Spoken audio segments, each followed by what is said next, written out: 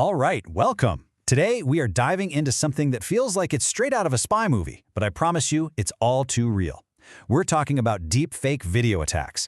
And this isn't science fiction anymore, folks. It's a very real and very fast-growing threat that's designed to hack our most fundamental instinct, trusting what we see with our own two eyes. Okay, just for a second, I want you to picture this. You're at work, and an urgent video call pops up from your CFO. They look right, they sound exactly like they always do, and they tell you they need you to wire millions of dollars right now to close a top-secret deal. What do? Most of us would probably jump to it, right? Well, what if I told you that wasn't your boss? That's the absolutely terrifying reality of the attacks we're breaking down today. The person on the other side of that screen might look, sound, and act exactly like someone you trust, but they're a complete fabrication, a digital ghost. So this is the beast we're talking about, a deep fake video attack. According to a really insightful report by Bob Slovic over at Virtualization Options LLC, they're a Colorado-based research group, this is pretty much the peak of AI-powered deception. Scammers are using this sophisticated AI to create these incredibly convincing real-time video fakes. Why? Because they know there's immense psychological power in seeing a face. They're weaponizing that trust. Okay, so to really get how this works, let's get out of the theoretical and break down a real-life story, a multi-million-dollar heist attempt that went down just this past March. Our hero in this story is Sarah Chen, a senior financial analyst.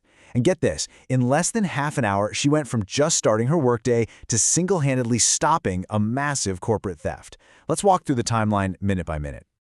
It all kicks off at 9:15 in the morning. The bait. An email lands in Sarah's inbox, and it looks like it's from her CFO.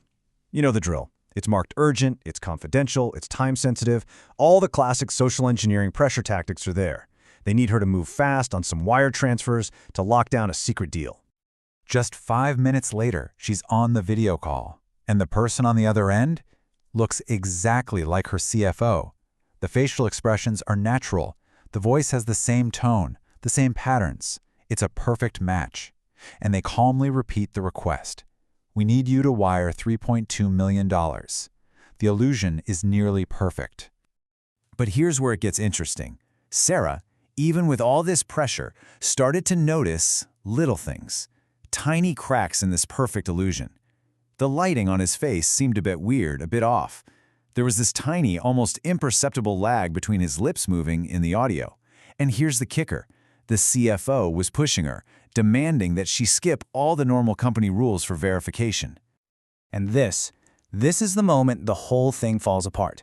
Sarah trusted her gut and did something so simple yet so brilliant. She said, "Let me just call you right back on your direct line to confirm." And the reaction? The CFO gets defensive, starts pushing even harder for immediate action. That's the tell, right there. She hung up, contacted the real CFO through a trusted channel, and sure enough, he was in a board meeting completely unaware. Attack over, heist stopped.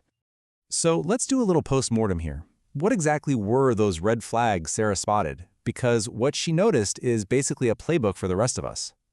It really boils down to 4 key things to keep an eye out for. First, the visual stuff.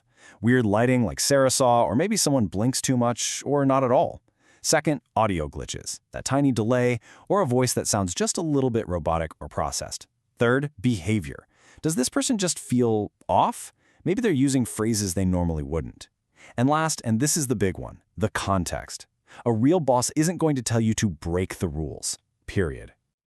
When you put it side by side like this, you can really see the psychological game being played. The attacker creates a storm of urgency and secrecy. What does Sarah do? She pauses. She thinks. The attacker uses a trusted face to lie. Sarah looks closer for the flaws. The attacker demands she break the rules. Sarah insists on following them.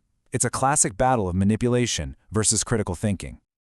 Okay, so it's one thing to know the red flags for yourself, but how do you protect a whole company from something this sneaky and easy to scale up? First off, we need to be crystal clear about the scale of this problem.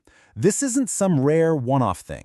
Security researchers are seeing over 800 reported deepfake video attacks every single month. This is an assembly line of fraud happening at an industrial scale. So a solid defense strategy really stands on 3 legs. You need the right tech in place to help spot these fakes, you need stronger procedures for authenticating who you're actually talking to, and, maybe most importantly, you need to train your people so they know what to look for. You can't have one without the others, they all have to work together. All right, so what can you do, like today, to protect yourself? 4 simple things. 1. Always verify through a second channel. A quick text message that says, "Hey, is that really you?" can stop a multi-million-dollar attack. 2. Stick to secure, company-approved platforms. 3. Trust your gut. If something feels weird, it probably is. And 4. Report it. Even if it's just a hunch, let your security team know. Every failed attempt is a piece of intel. You know, we can talk about technology and protocols and software all day, but it all comes down to one final critical thing. The most powerful processor we have to fight this kind of attack? The one between our ears. And that's where I want to bring up this quote from that Virtualization Options LLC report, because it just hits the nail on the head. Technology is an amazing tool, but it is not a silver bullet. At the end of the day, your critical thinking, your awareness, your willingness to just pause and ask a question, that is what stands between an attacker and your company's bank account. You are the human firewall. And this really leaves us with a huge question, not just for today, but for the future.